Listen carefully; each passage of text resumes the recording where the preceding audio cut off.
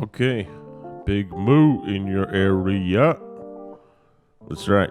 Back again, another video. Can't stop, won't stop. Maybe I should stop, but I still won't. Yes, today, or the last video, I was unable to complete what I wanted to say about TBW, so I'm gonna get that in today. But before that, I had one last newbie question connected to what I was saying in the last video, so let's go there. My buddy said to me, "Yo, Moo, what happens if it all goes wrong? What happens if it all, screws up?" Whoa, that's, we just got real there. Because it could. Crypto coins have failed in the past. Somebody does what they call a 51% attack on the system, or there's some kind of error in the code, or a sketchy individual packs up in the middle of the night and disappears to India and dies and leaves forgets to tell anybody what the password to his wallet was. This stuff has happened before. This is not science fiction.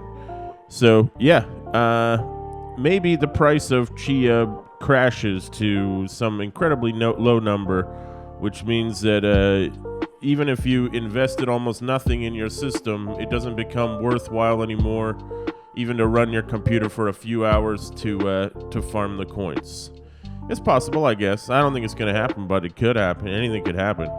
Or the blockchain suffers some horrible failure or hack, and now you, the humble farmer, finds himself or herself with a bunch of hardware that was designed for this project, and the project is gone. What's going to happen next? Well, you could hold out for another hard drive based coin to farm or mine in the future.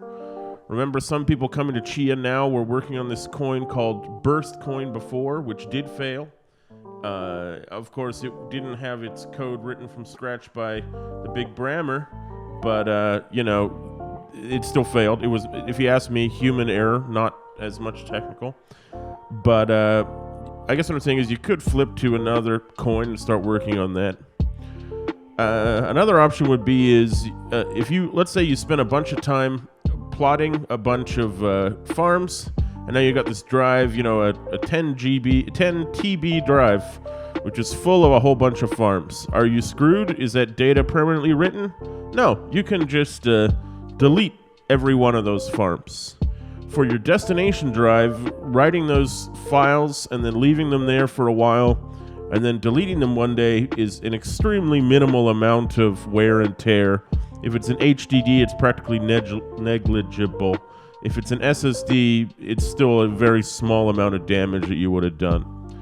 So if you'd bought drives specifically for this project, you could go back to eBay or Craigslist or wherever you like to, sell things online and sell them. As I said, they wouldn't have taken too much damage from this project.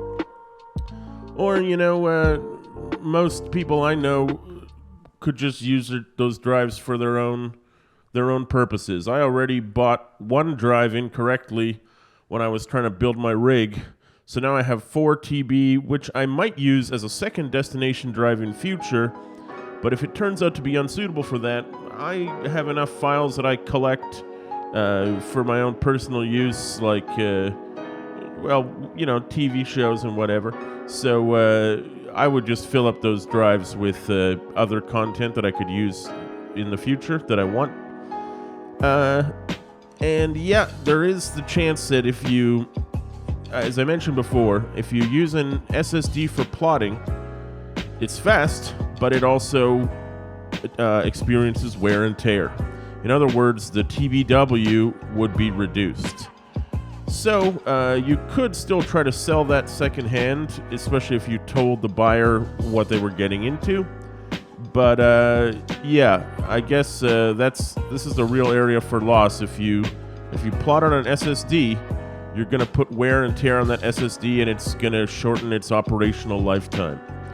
A lot of times a commercial drive might say it has a 3-year warranty.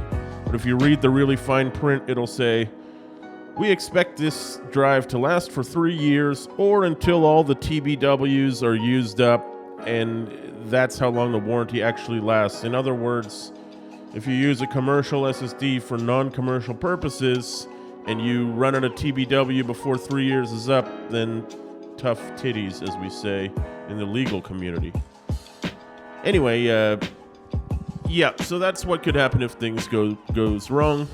Basically, you'd have a bunch more space than you planned to. For most people, I don't think this is going to be a big problem because we all end up using, space, and files always seem to be getting bigger, and what seemed like a huge amount of data before, 1 TB, now suddenly may not seem quite that huge. So you'd have a bunch of extra storage space on your hands, which you could either sell or just use yourself. So as promised, and there's a lot of hype behind this, I can hear the crowds roaring already. What the heck is TBW? Okay, TBW is a measurement. It only applies to SSDs. It does not apply to HDDs. TBW originally stood for total bytes written. Now, because we usually measure in terabytes, it often is assumed to stand for terabytes written.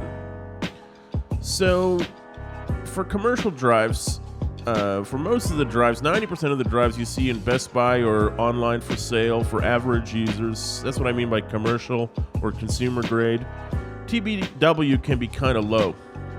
Let me use an example here. So as I said, start with a plotting drive. As we said in the last video, you make one plot, 360 GB, once a day on an SSD. In 3 days, you've plotted or written 1 TB of data approximately to the drive. Now, those 3 plots that add up to about 1 TB only ended up being saved to your destination drive as 3 100 gigabyte files. But by creating the temporary file, you did work on this drive. You moved the bits around to write and read the data. So yeah, in 3 days, you've written 1 TB of data to the drive. If the drive is rated for 50 TBW, then in 150 days, you'll have written 50 TB of data, and the drive will probably stop working. 150 days would be about 5 months. Now, if you were a normal user just backing up your selfies from your iPhone, there's no way you'd write 50 TB of data.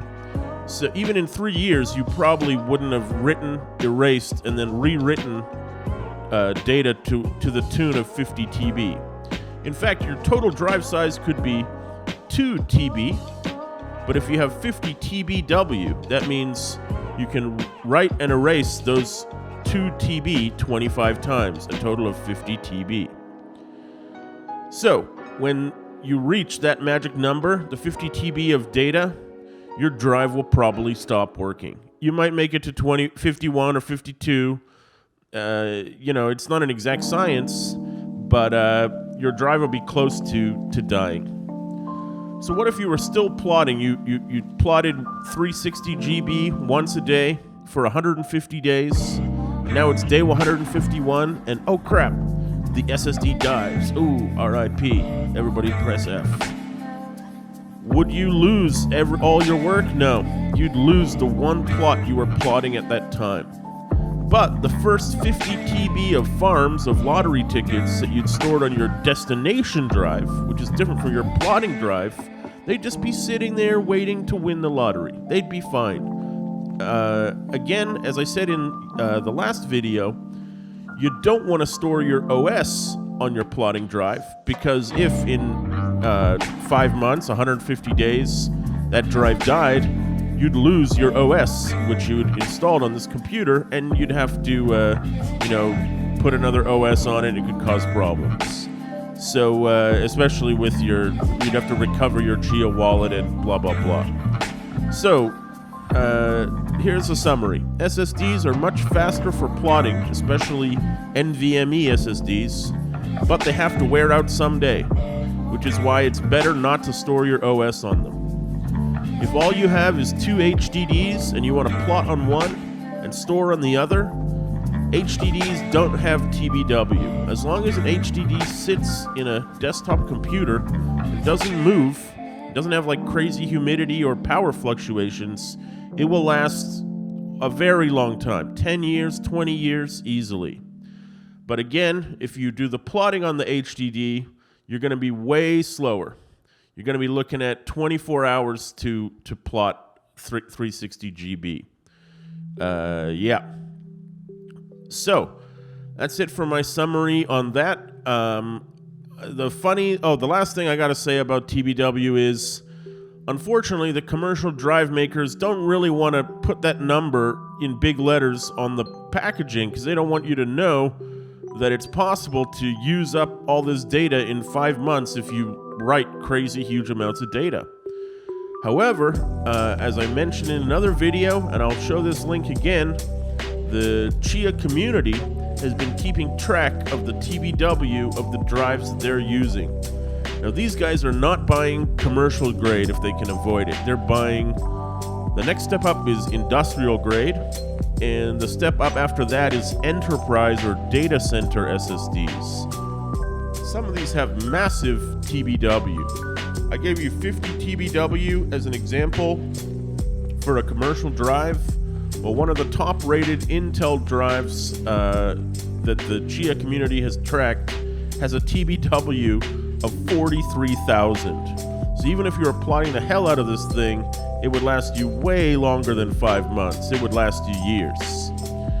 So, of course, enterprise and data center SSDs cost a lot of money. They were cheaper 2 weeks ago or a month ago before anybody knew what CHIA was. But now that the plant is out of the bag, the costs for those drives have gone way the heck up. If you buy one secondhand, that might be an option. But yeah, all I'm trying to say here is the data on the chart is showing large TBWs for enterprise, data center, industrial drives. If you take your own commercial drive, Google the serial number and add the letters TBW and see if someone else online is able to provide the TBW rating. But you probably won't find it on the packaging. You probably won't find it on the website of the company that manufactured it. That's just the way it is. Sorry, folks. Anyway, that's it. I keep cranking out the hits, the shitty hits here. So more videos to come from the Moo Man. Production quality is not the most beautiful in the world, but I'm trying to deliver some info to your ear holes. So please do stay tuned. We appreciate all of your support. Moo out!